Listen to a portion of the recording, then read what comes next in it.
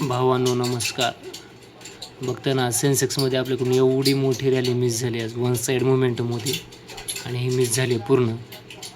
तर आज नाही म्हणलं तर आपलं 10-15 हजाराचा आज प्रॉफिट झालं असतं, पण ते आपण आपल्या काही चुकांमुळं किंवा आपल्या काही दुर्लक्ष करण्यामुळं आपण ते ट्रेड घेतला नाही. मला कॉन्फिडन्स होता की आज बिअरची राहील म्हणून, पण कामावरती जायची पण घाई होती.